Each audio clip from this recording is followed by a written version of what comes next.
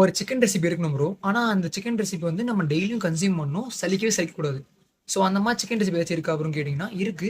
அந்த chicken recipe பேரு தான் வந்து சலிக்காத சிக்கன் ரெசிபி. இத நான் ஏன் சலிக்காத சிக்கன் ரெசிபின்னு சொல்றேன்னா, நம்ம இத டெய்லியும் கன்சியூம் பண்ணா நமக்கு சலிக்கவே சலிக்காது. லிட்டரலி நான் டெய்லியும் சாப்பிடுறேன் இத. எனக்கு கொஞ்சம் கூட வந்து என்னடா சாட்டர்டே சாப்பிடுறோம் அந்த மாரி தோணுனதே இல்ல. நான் டெய்லியும் எனக்கு அவ்ளோ டேஸ்ட்டா நான் வந்து விரும்பி தான் சாப்பிடுவேன். ஸோ, வாங்க இந்த இன்கிரீடியன்ட் பார்க்கலாம். சிக்கன் நல்லா வாஷ் பண்ணிட்டு, அவன் கூட வந்து மொளகாத்தூள் இல்ல சில்லி பவுடர் இதுல எது இருந்தாலும் பரவால்ல. அவன அப்படியே தேவையான அளவுக்கு போட்டுட்டு, அதுக்கப்புறம் வந்து மசாலாக்கு வந்து கரம் மசாலா போயிடலாம். கரம் மசாலாவ அப்படியே கொஞ்சம் ஆட் பண்ணதுக்கப்புறம், உப்பு உப்பு வந்து நம்ம தேவையான அளவுக்கு உப்பு போட்டுக்கலாம். இந்த உப்பு போட்டதுக்கப்புறம் வந்து 1 டேபிள் ஸ்பூன் இல்ல 1 1/2 டேபிள் ஸ்பூன் வந்து ஜிஞ்சர் கார்லிக் பேஸ்ட் போட்டுக்கலாம். இதுக்கப்புறம் கடைசியா வந்து தயிர கொஞ்சம் ஊத்திட்டு, நல்லா வந்து பெசஞ்சிடணும் அத. மிக்ஸ் பண்ணிடணும். மிக்ஸ் பண்ணதுக்கப்புறம் என்ன பண்ணணும்னா வந்து, அப்படியே ஒரு 15 மினிட்ஸ் இல்ல 20 மினிட்ஸ் வந்து நல்லா ஊற விட்டுருங்க. பேன்ல கொஞ்சம் ஆயில் போட்டுட்டு, அவன் நல்லா வந்து ஃப்ரை பண்றதுக்கு வச்சிடணும்.